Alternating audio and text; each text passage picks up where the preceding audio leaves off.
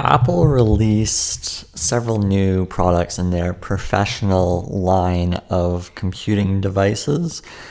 They released a display, they released a tower, and then they released an expensive stand for the monitor. So why am I talking about these products? Well, I like to look at design. I'm really big into design. I'm big into marketing and whatnot. And I couldn't help but comment on the cheese grater style holes of these products. You're looking at the monitor and the tower specifically. So Apple's decided to put this pattern of cheese graters, but maybe I guess it's for cooling. I would think it's for cooling, I guess. And I just don't think this is something that they would typically release. I mean, if you look at there's a cylinder that was released many years ago. I'm not sure exactly the year, but it was the previous generation of this Mac Pro computer, and the cylinder, I guess it was a design disaster because people couldn't really customize with it. But the shape of it was really quite something, and it was very minimalist and very much aligned with an Apple product that they would come out with. It's just the engineering challenges clearly were a fail. But this tower, I think it was ahead of its time. But anyway, they now come out with this cheese grater, and it's just a box with holes on it, and it has handles. And I don't see it being a revolutionary design because it's just a box. But that cylinder they released several years ago, that seemed revolutionary. That seemed innovative. That seemed like a computer that people would actually want. Because, it didn't take up much room, right? It's just a basic little cylinder. But it was very simple, very simply designed. And I bet they could have figured out how to make it better. But anyway, they didn't really do the best of jobs on that one. But I just think that, obviously, that had a bit of an innovation flair to it, and I think if they kept going with it, they could have made it better. But anyway, now they have this cheese grater, and the monitor itself has these cheese grater holes on the back, and I'm thinking, since when have they ever had any sort of divots or imperfections on any of their devices? If you get one of those all-in-one Mac or the iMac computers, if you get one of those, you'll notice that it's all a nice uniform design. There's not a bunch of holes on the back. It's a very clean, simple design. And it's still a design marvel, I would say, in terms of computers and how you're able to build a computer. Today's iMac is still a sleek design. There's no one else that's really come out with something that's as sleek as that. But this cheese grater monitor, and I get that its resolution is incredible, and I get that it probably needs all this cooling, but I'm thinking, would I want a cheese grater on the back of my monitor? It just seems like something another company would maybe come out with. And yeah, I'm not 100% sold on all of this. Now, the price, I guess, seems reasonable, aside from the stand, but a $1,000 stand might seem a little ridiculous to a lot of people. But I guess these computers are powerful. I mean, I don't want to look into technology too much here, but I'm interested in marketing and how products come out and how seamless they are with the rest of products in a product line. And I can't say the cheese grater is very aligned with any of the other products that have been released. I don't see it.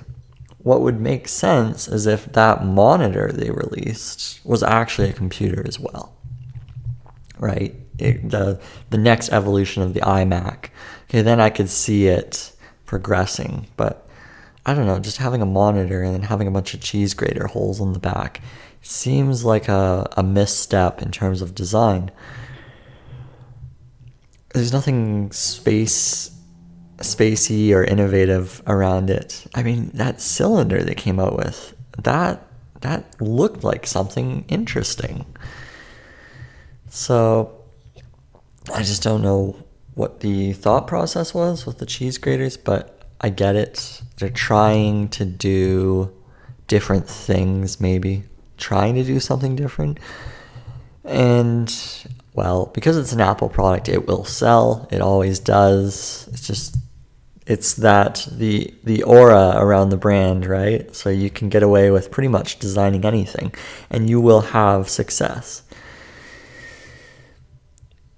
Now, the monitor itself, obviously, it probably performs quite well. It probably makes a lot of sense. There are monitors that are much more expensive from other companies. I think Sony has a monitor that's significantly more expensive.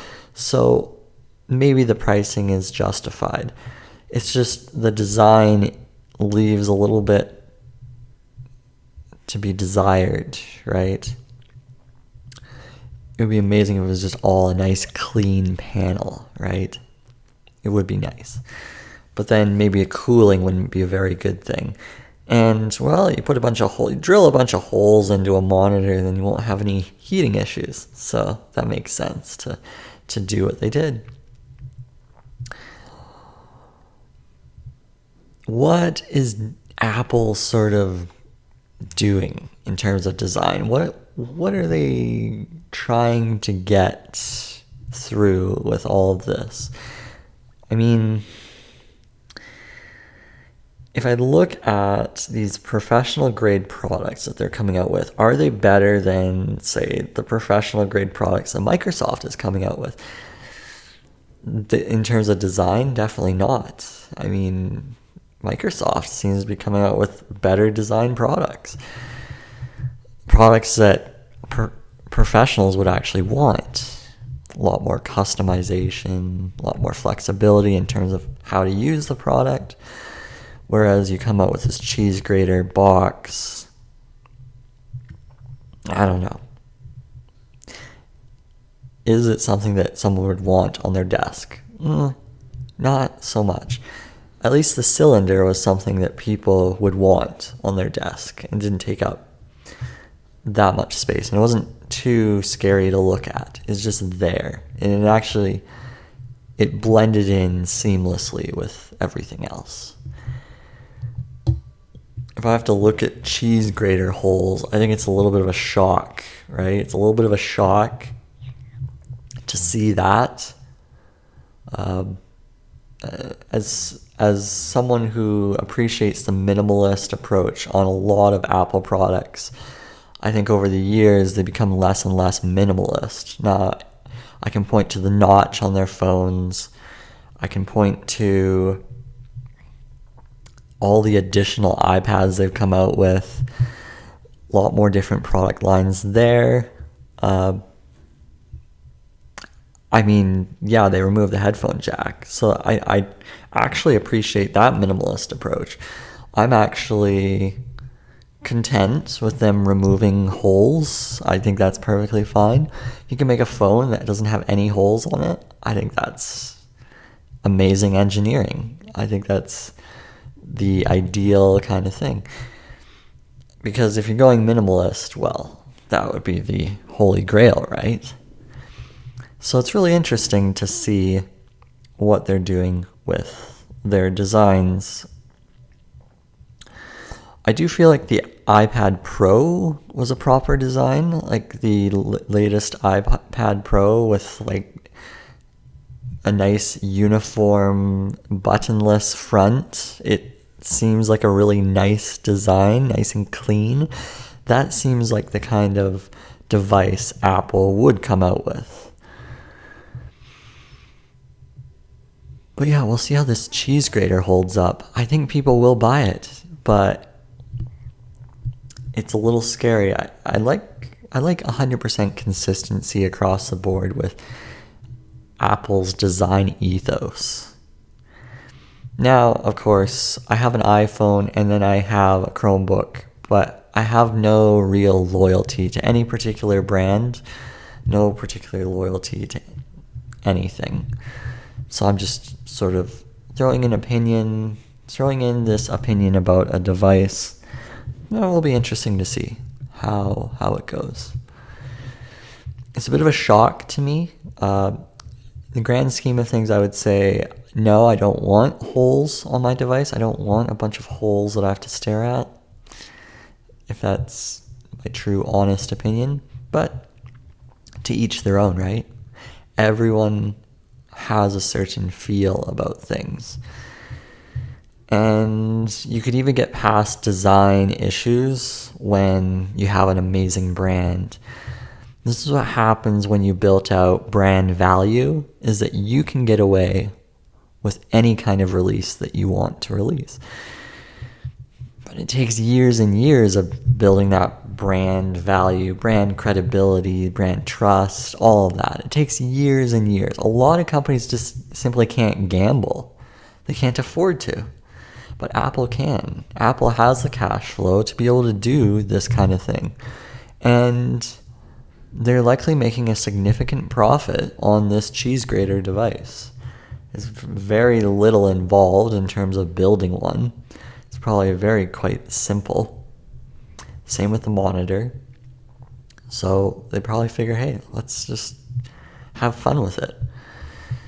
And you know what? It'll be interesting to see. It'll be interesting to see how things are going. I think it's incredible that Apple's still holding on. They're still doing well. They're still holding their ground. I'm wondering at what point people will start to realize this isn't necessarily the company to go with. I think they have a bit of a monopoly, which is why people are sticking with this. Well, cheese grater comes out. Well, I have no choice. I have to go with this. Because who else do you really have to choose from? Well, you have Microsoft, and then you have Apple. In terms of pro-level devices, who else would you really consider? I mean, these are the two companies that are really getting hardware. So they do have a bit of a monopoly. And it's very difficult to go anywhere else. Google has dabbled, but they don't have pro-level devices. So it's one of those things you're kind of stuck with. Anyway, I think that's all I got. I don't know if it's 100% epic fail for Apple. I think it's interesting approach. I don't know if it's an innovation, but it's an interesting approach. And we'll see how things go, right? It's cool to see that Apple's trying some things. We'll see if it pans out. But if I feel skeptical about something, that's a little concerning. Usually I feel comfortable with what Apple's doing. I feel comfortable with what they're releasing, but not so much in the last 5-10 years. So last 5 years specifically, I would say it's been hit and miss. So we'll see how this all goes, though. The Apple cheese grater. Okay, till next time. Toodles.